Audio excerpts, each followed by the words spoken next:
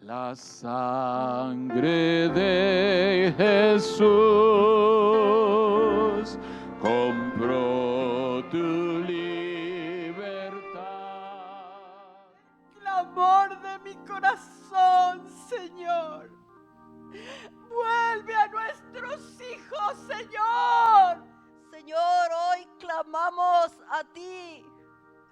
Henos aquí, somos hijos de Abraham, Señor, y creemos que tú puedes, Señor, hacer brillar tu luz en medio de las tinieblas de los nuestros. ¿Qué hay imposible para ti, Señor, que tú no puedas hacer, Señor? Tú levantas, Señor, al cojo. Tú lo estableces en roca firme. ¿Qué hay imposible para ti, oh Dios?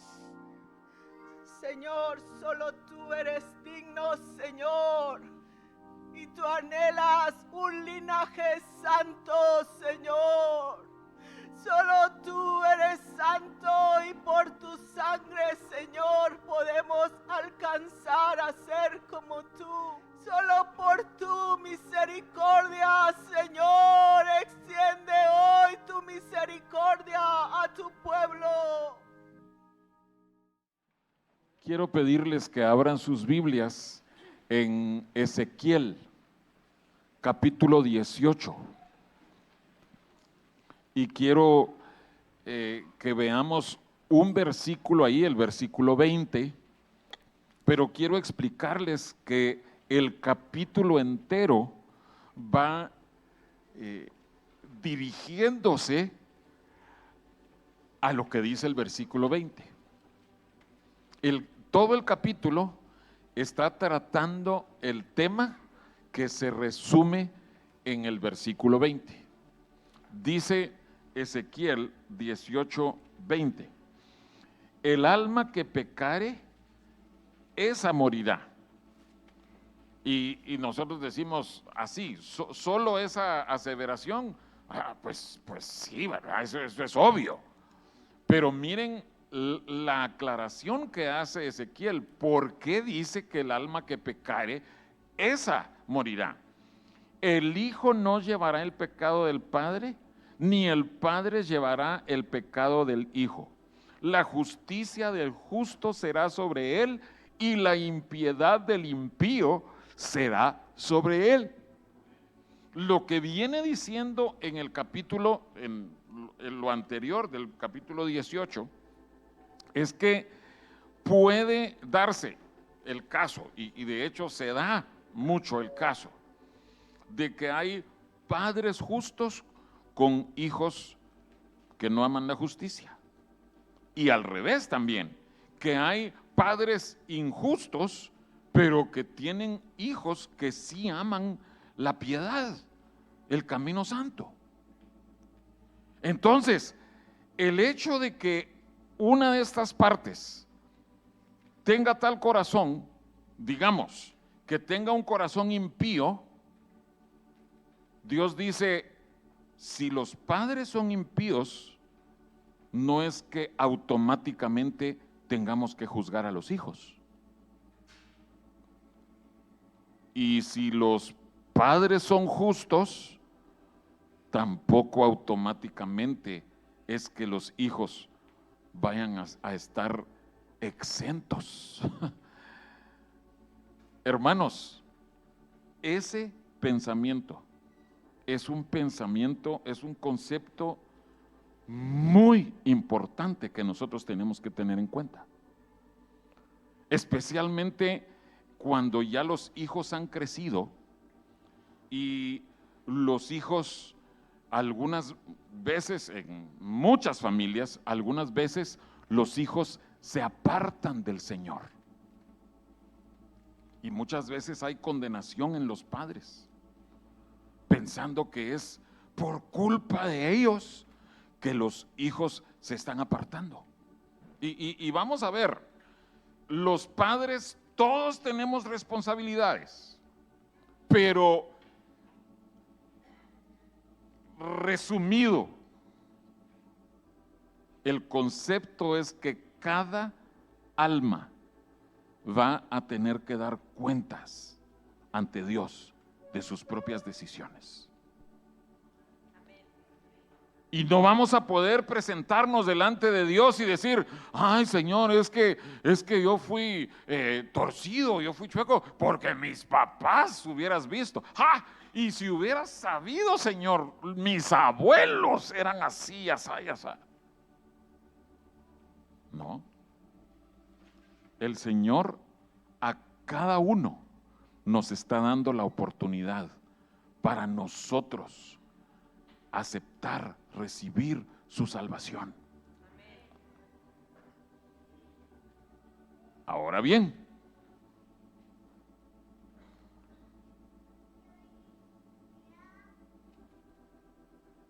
definitivamente sí hay consecuencias al tipo de vida que nosotros llevamos.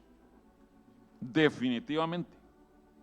Si tú has escogido vivir una vida de santidad, vendrán consecuencias a tu vida de santidad. Y esas consecuencias de la santidad pueden bendecir, pueden, por decirlo así, inundar a tu descendencia.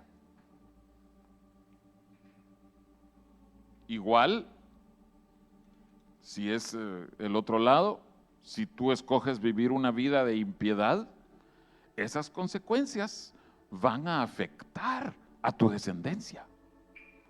Pero la gracia de Dios es tan grande y tan profunda que la gracia de Dios puede hacer que una persona, aún teniendo el influjo de cosas negativas de sus antepasados, aún teniendo ese efecto negativo de las acciones, de las palabras, de las costumbres impías de los ancestros, la gracia de Dios puede hacer que esa persona sea salva. Y creo que ese es el testimonio de prácticamente todos nosotros.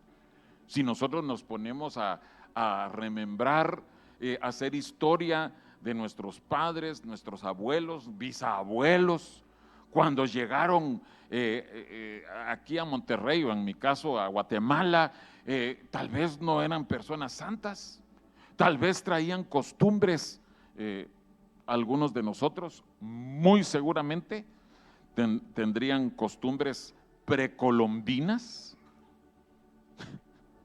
y tenemos que saber que las costumbres de los países originales, de los pueblos originales, así es como se les llama ahora, no tenían nada de piadosas. Entonces ese es nuestro pasado, es nuestra historia. Pero la gracia de Dios descendió hasta eso profundo y nos salvó. Entonces, ¿qué tenemos que hacer nosotros?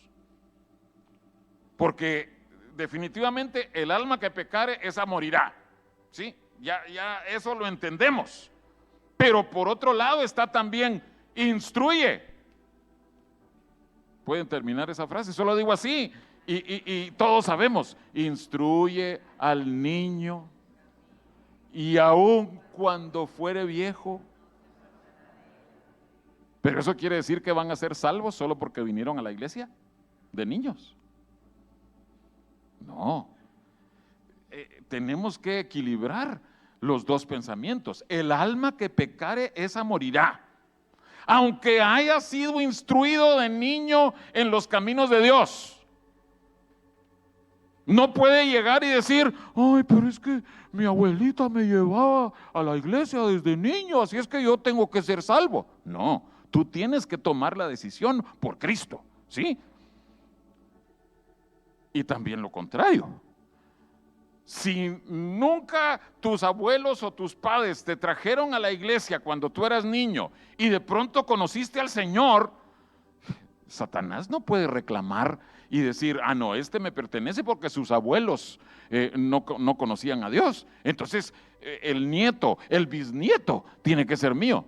No, el Señor se mueve en cada alma Pero nosotros, hermanos, tenemos la responsabilidad de instruir a nuestros niños, a nuestros jóvenes, sabiendo que va a llegar el punto en donde ellos van a tener que tomar sus propias decisiones. Y hermanos, créanme, el Señor ha confirmado de muchas maneras ese mensaje esta semana. Estuvimos en un funeral en donde había ahí varios familiares que me dijeron de sus propios labios: sí, yo iba a Sinaí de niño, pero ¿y por qué no estás caminando con el Señor? No, me aparté. Pero puedes regresar al Señor. Pero cada persona va a tomar sus decisiones. Esta mañana, hermanos, escasos minutos, 1 hora antes de salir para acá, un mensaje. Un jovencito empacando sus cosas para irse de su casa, habiendo conocido al Señor, habiendo estado aquí desde niño. Hermanos, este mensaje es muy importante.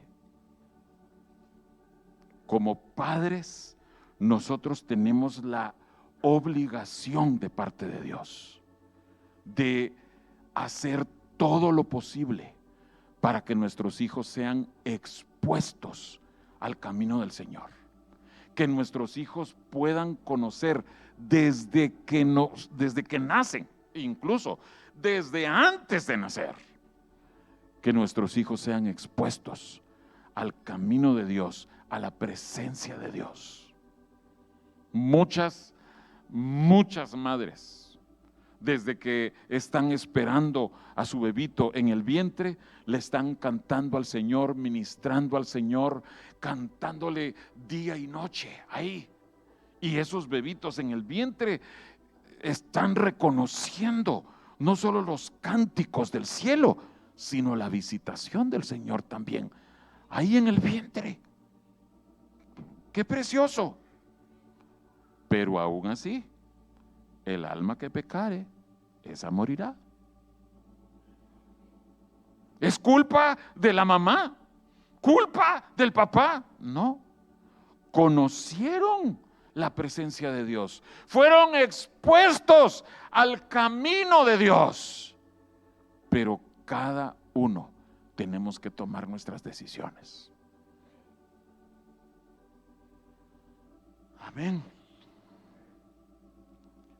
Vayamos por favor a Éxodo capítulo 12, porque yo he hablado, he mencionado esto cerrando algunos mensajes, pero me di cuenta de que yo no había compartido específicamente este pasaje, y es demasiado importante para no mencionarlo. Y para que sepan, este mensaje yo lo tenía casi terminado aún estando en Guatemala el fin de semana pasado. O sea que las cosas que sucedieron en el transcurso de la semana sirvieron solamente como confirmación de lo que estábamos por compartir hoy. En Éxodo capítulo 12, ustedes conocen el pasaje, es cuando está por celebrarse la Pascua. Va a ser la primerísima Pascua. Nunca antes los israelitas en Egipto habían experimentado algo así como estaban viviendo esos días. A estas alturas ya habían pasado 9 plagas, ya Dios había dejado claro, había empezado, pero para estas alturas ya había dejado claro que había una diferencia entre Egipto e Israel, los israelitas. Pero Israel todavía no era una nación.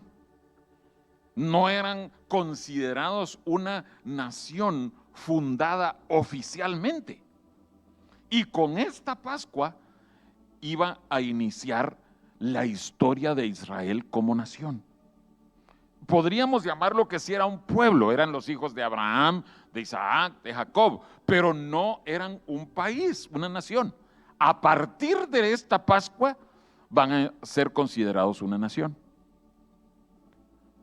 ¿Por qué es importante, por qué es necesario explicar eso?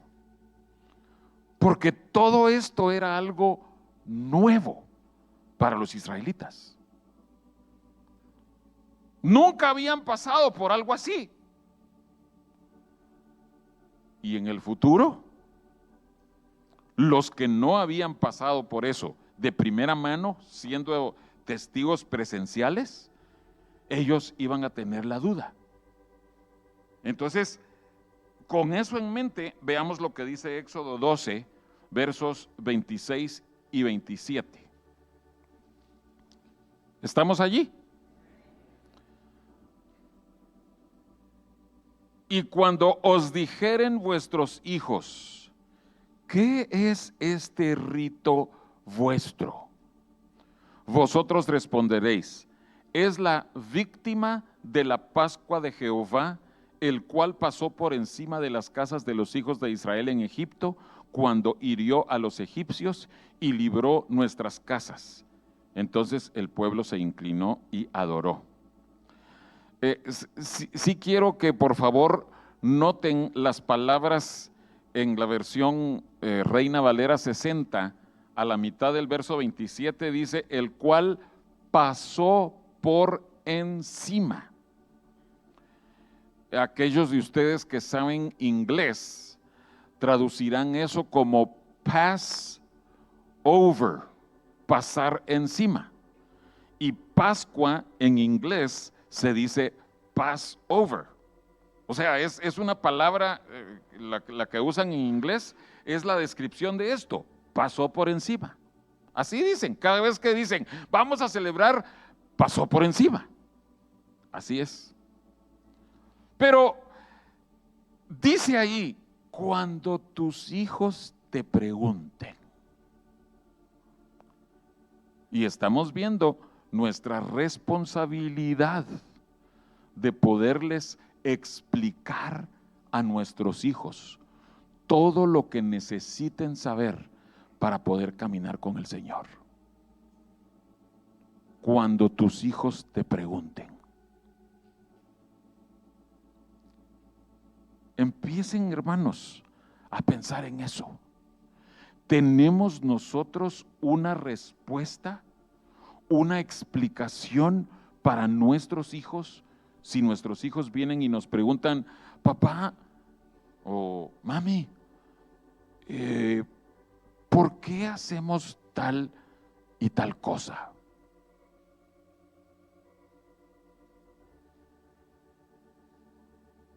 ¿Tenemos la respuesta? ¿Tenemos esa explicación? Y miren, hermanos, yo sé que este concepto puede llevarse a un extremo.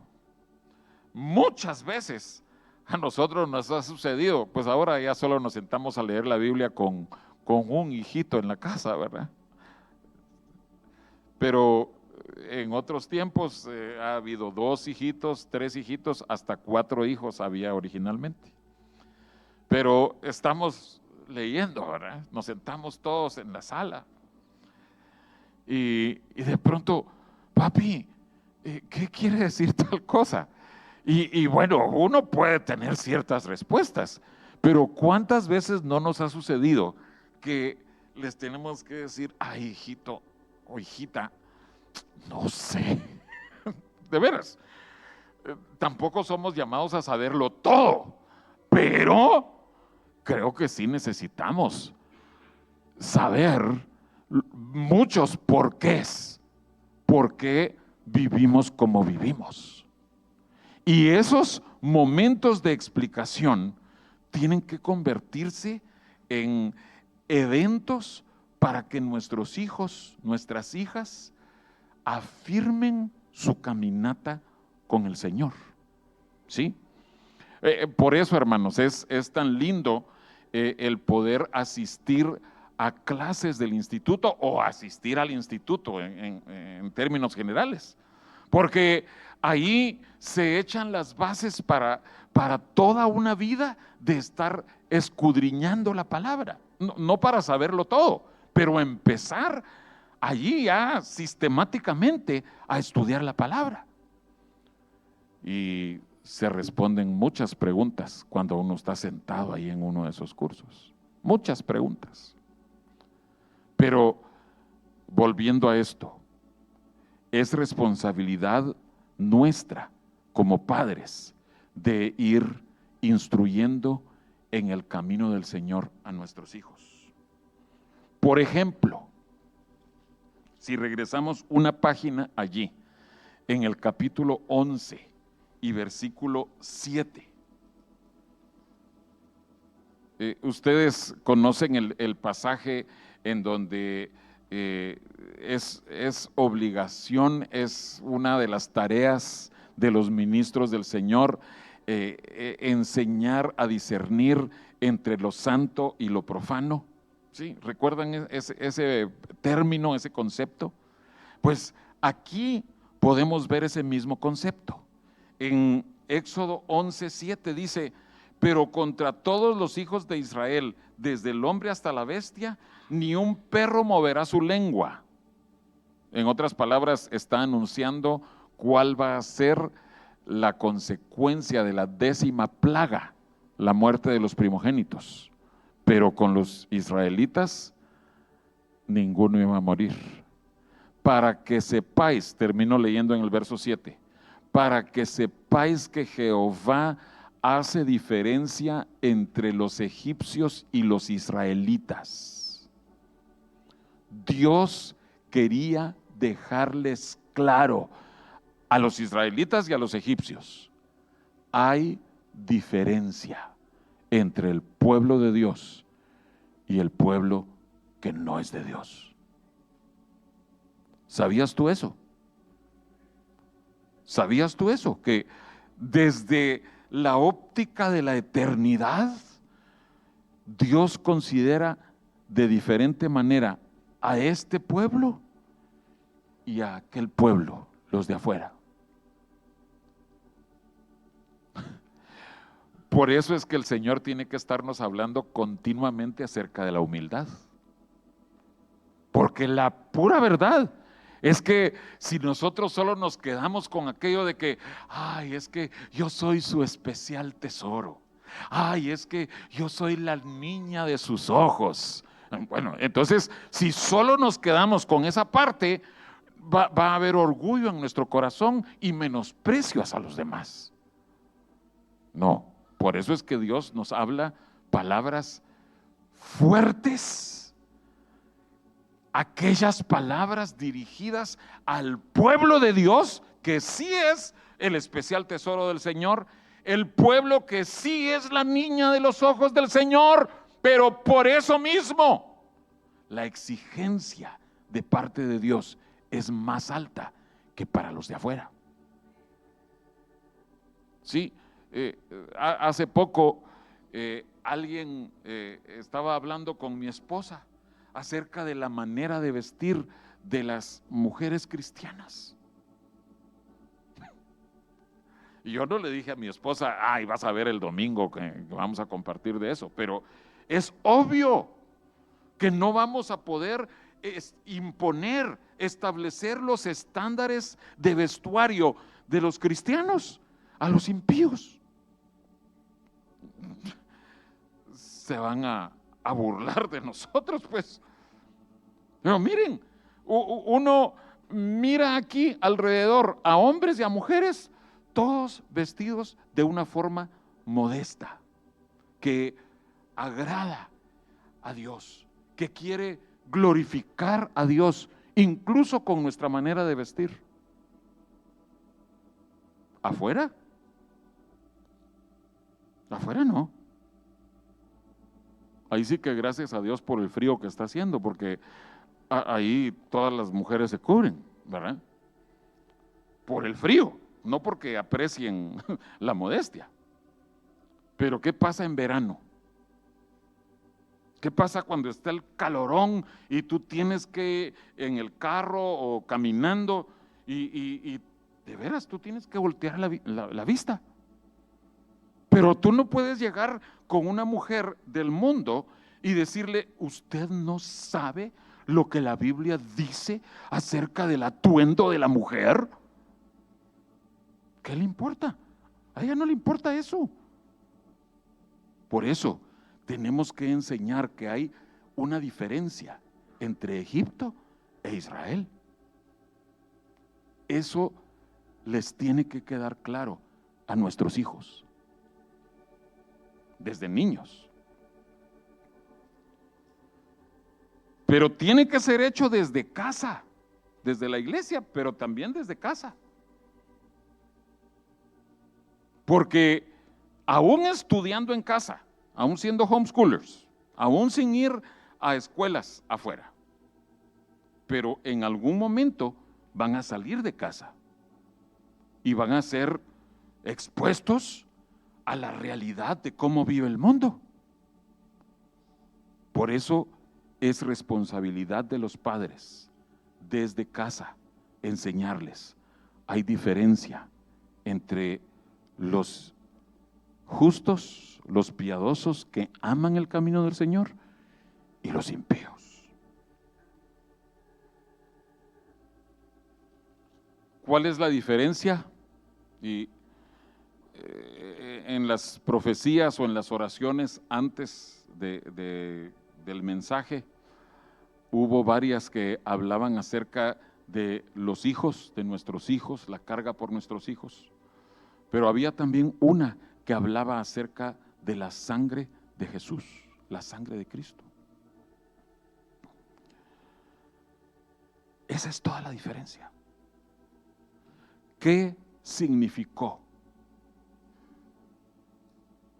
¿Qué fue lo único que el ángel de la muerte iba a ver en el dintel de las casas en Egipto?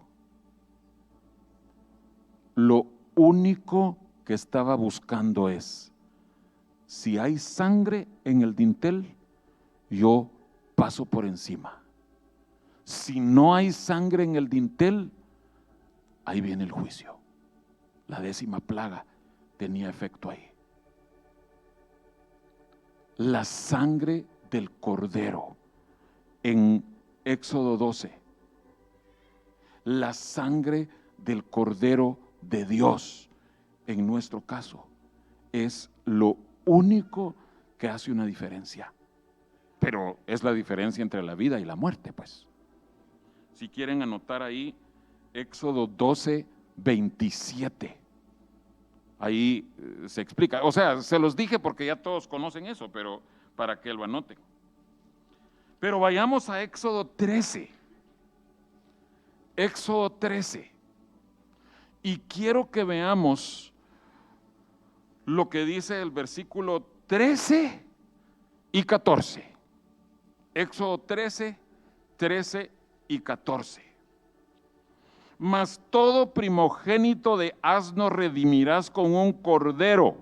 O sea, los primogénitos de Egipto fueron alcanzados por el juicio, por la muerte de parte de Dios. Pero nosotros, el pueblo de Dios, tenemos que hacer algo con nuestros primogénitos que han sido salvos o librados del juicio. Todo primogénito de asno redimirás con un cordero, y si no lo redimieres, quebrarás su cerviz. También redimirás al primogénito de tus hijos.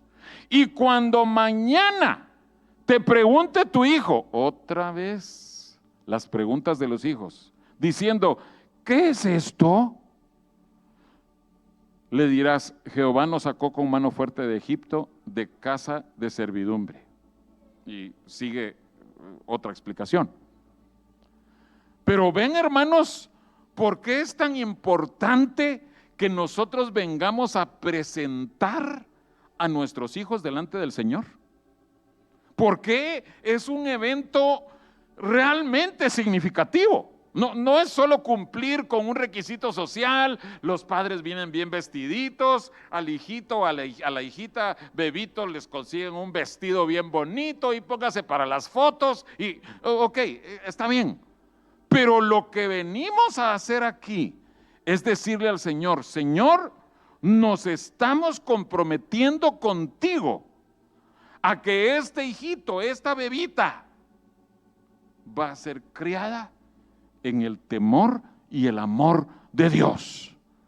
Y nosotros nos comprometemos a que los caminos del mundo no van a tener parte en su crianza. Vamos a criar al niño o a la niña como Dios pide.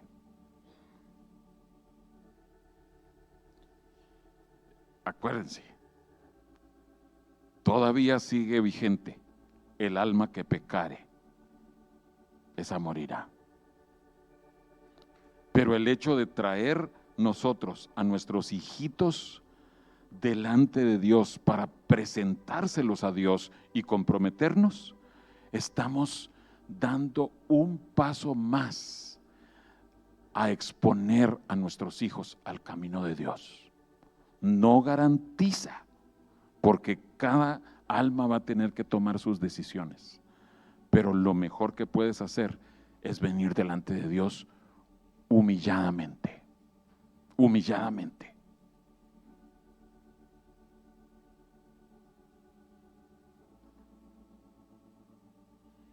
¿Cuáles otras lecciones? ¿Qué más tienes que compartir con tus hijos? Vayamos a Deuteronomio 26, por favor. Deuteronomio 26.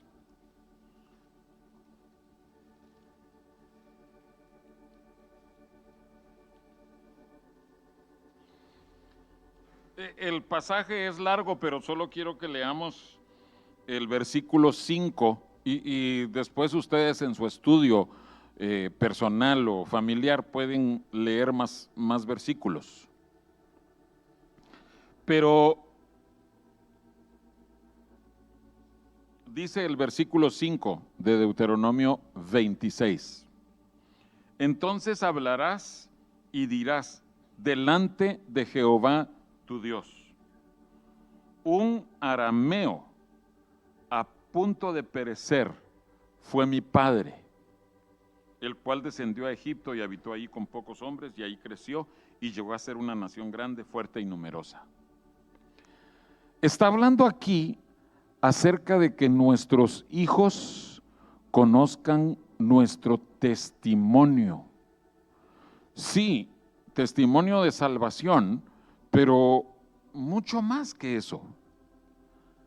Que nosotros les expongamos cuál era nuestra realidad y nuestro futuro eterno si no hubiera sido por nuestro Dios que nos salvó. Nuestros hijos necesitan saber por qué es que estamos en el camino santo ahora y hacia dónde nos dirigíamos antes de ser salvos. Si tú ya eras cristiano cuando ya tuviste a tus hijos, necesitas contarles de tu familia anterior, o sea, los que no eran cristianos. En algún punto vas a llegar a un ancestro que no era cristiano. Aunque hayas nacido en un hogar cristiano, tus padres también cristianos. Ok, tus abuelos. En México, las probabilidades son que todos tenemos abuelos que no eran cristianos, o tuvimos abuelos que no eran cristianos. En países que tienen más cristianismo, en Estados Unidos, tal vez en Guatemala, ahí sí puede haber abuelos, bisabuelos cristianos. Pero aún así, retrocediendo más, se llega a un pariente, un ancestro inconverso. ¿Conoces esa historia? ¿Les has explicado, les has narrado esa historia a tus hijos? ¿Les has dicho, fíjate que el abuelo tal, él venía, voy a inventar un lugar, ¿sí? Si coincide con un lugar de origen de ustedes, no lo estoy diciendo a propósito. Venía de Zacatecas, de una familia bien perdida, metidos en hechicería, brujería, eran matachines, hacían esto, hacían lo otro. Los matachines es algo que sigo sin explicar, cómo católicos pueden hacerlo, ¿verdad? No tiene nada que ver con Dios. Y papi o mami, ¿y cómo salimos de eso? Ahora verás. Y si no sabemos, averigüemos. Sí, o sea, si estábamos en Zacatecas, sigo con eso. Si alguien viene de Zacatecas, por favor, no me estoy refiriendo a ustedes específicamente. Bueno, aquí vienen algunos de Coahuila, entonces tal vez de Coahuila, pero sigamos con Zacatecas. ¿Cómo salimos de ahí? Si no sabemos, averigüemos. Oiga, tía, mire, ¿y por qué salimos de allá? Eso era algo que hacíamos mucho con mis suegros, porque ellos venían del poblado Anáhuac, Tamaulipas. Pero resulta que antes había habido un Anáhuac, Nuevo León. Y familias de Nuevo León salieron para ir a fundar Anáhuac, Tamaulipas. Y dentro de esas familias ya iban unos cristianos. Y por muchos años en Anáhuac, Tamaulipas, había una sola iglesia cristiana. Y nuestros abuelos, el hermano Héctor, la hermana Soledad, eran niñitos o nacieron ahí. No, el abuelito nació acá, pero eran niñitos cuando la iglesia empezó allá en Anáhuac, Tamaulipas. ¿Había cristianismo en Anáhuac, Nuevo León? Sí, conocimos la iglesia ahí. Si ustedes se acuerdan del hermano Chuy Ruiz, toda su familia del hermano Chuy Ruiz era de ahí. Ahí estaban sus hermanas, ahí estaba su mamá. Pero la verdad es que se necesitaba que el Señor se llevara a ese grupito de cristianos y otras familias, que se los llevara para Anáhuac, el poblado Anáhuac, Tamaulipas. Y allí el Señor se movió en los corazones de ellos. Si no hubieran estado allí, no se habrían venido para acá. Vamos viendo cómo el Espíritu Santo, el Señor soberanamente mueve las cosas, porque estaban allí. Mi suegra fue enviada a estudiar a un instituto bíblico de mujeres aquí en Monterrey. Vino aquí 3 años menor que la edad mínima de requisito para entrar. ¿Cómo la dejaron entrar? ¿Cómo la aceptaron? Es como que yo llegara ahorita a Guatemala, mire, mi hijo de 12 años quiere entrar al instituto. Espérese 6 años y tal vez se le acepta. Así tenía que haber sido. No, Dios soberanamente, miren. Y esas historias necesitamos explicárselas a nuestros hijos y a nuestros nietos, para que ellos puedan ver, hay diferencia entre Egipto e Israel. Hay cosas maravillosas viendo cómo Dios se mueve en nuestras vidas, en nuestras familias. Voy a terminar con esta cita. Es una cita muy triste. Lucas capítulo 15. Pero no quiero terminarla con un tono de tristeza. Quiero que veamos esta historia triste, pero que aprendamos de ella. En Lucas capítulo 15 aparece la historia del hijo pródigo. Y recuerden lo que estamos viendo. Cuando los hijos pregunten,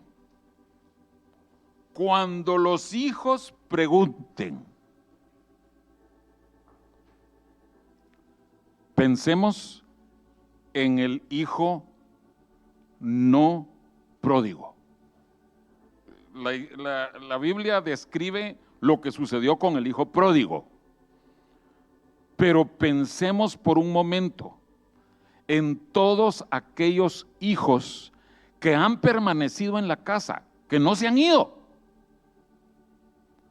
pero que tienen a su disposición todas las bendiciones de ser parte de la casa y de estar fieles en la casa.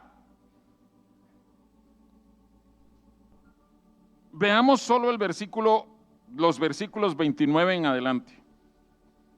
Está hablando el hermano del hijo pródigo, o llamémoslo el hijo no pródigo.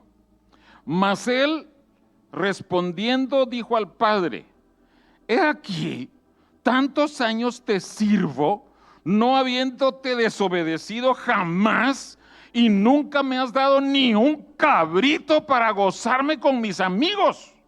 Pero cuando vino tu hijo que ha consumido tus bienes con rameras, has hecho matar para él el becerro gordo. Él entonces le dijo, el padre le dice: hijo, tú siempre estás conmigo y todas mis cosas son tuyas.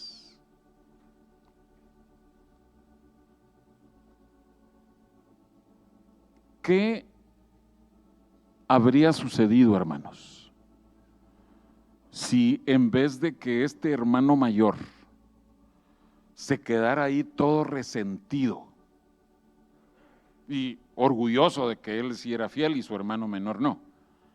¿Qué habría sucedido si él hubiera hablado con su papá y le hubiera dicho: papá, ¿cómo ves a mi hermano menor que se fue? Cuando estaba afuera todavía. ¿Cómo lo ves? Hijo, mira, necesitamos orar por él. Le voy a poner un nombre para que sea más fácil. ¿Hay alguien de nosotros que se llame Pánfilo? Ok. Papá, ¿por qué Pánfilo se fue?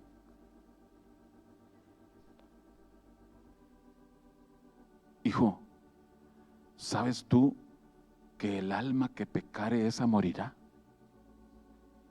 ¿Sabes tú que Dios va a exigirle cuentas a él? Pero lo que nos queda a nosotros, hijo, digamos que el mayor se llamaba Eustaquio, ¿sí? No sé si que haya un Eustaquio entre nosotros. Eustaquio, lo que nos toca hacer es orar y seguir orando y seguir clamando para que Pánfilo vuelva en sí y que un día él pueda regresar conmigo, que regrese aquí con nosotros.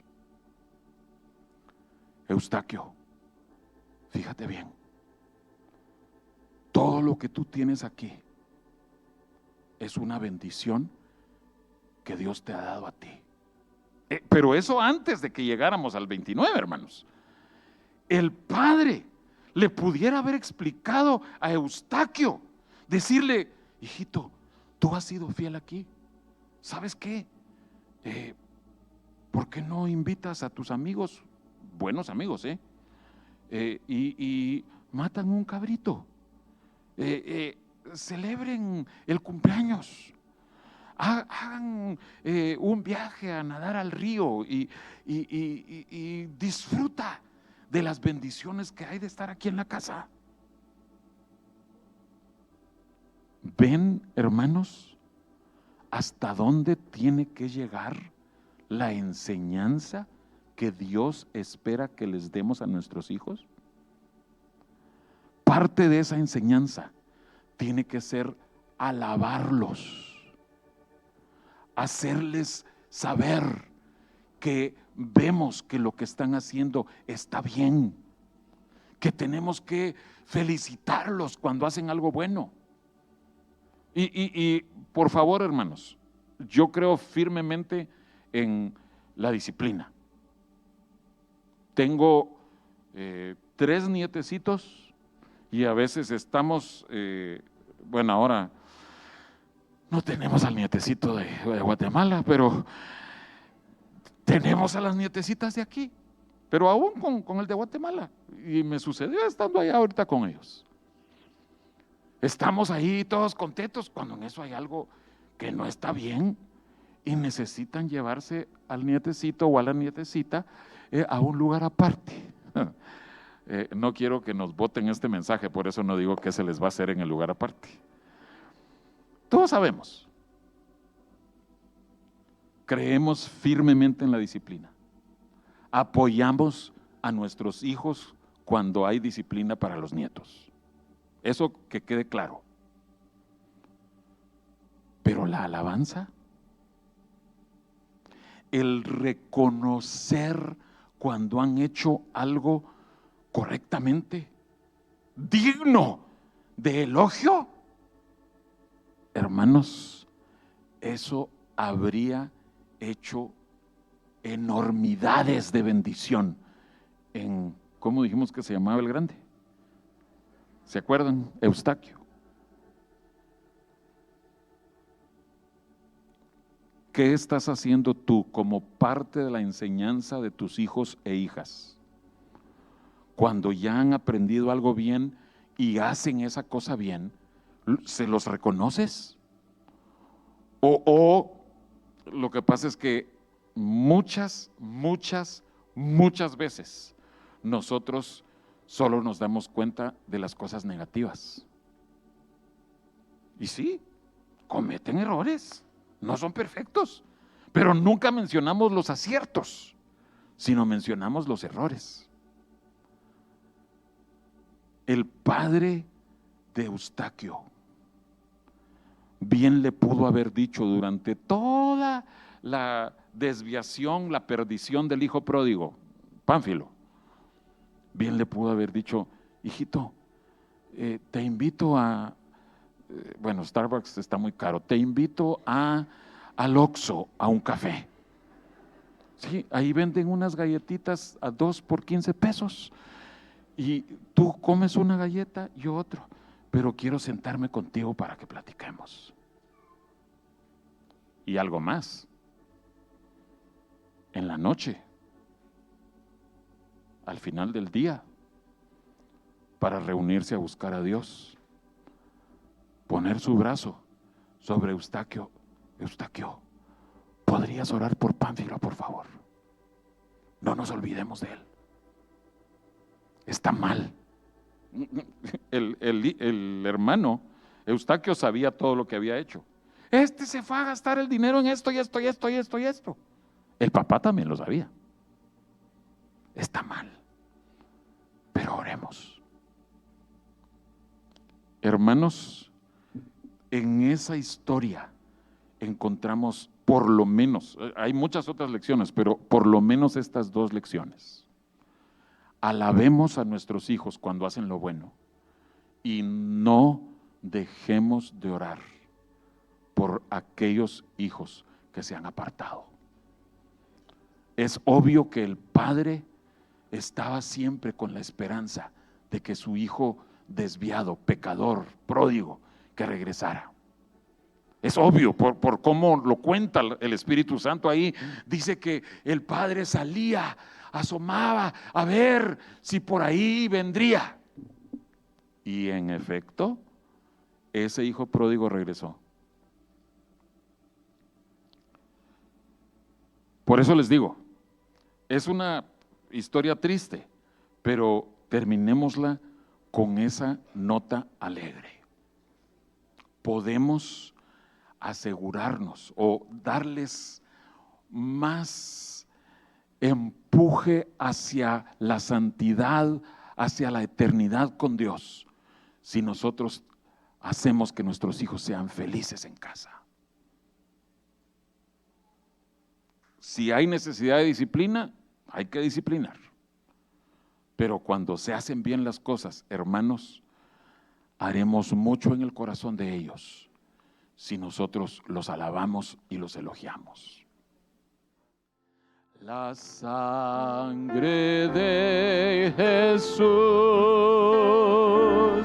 compró tu libertad.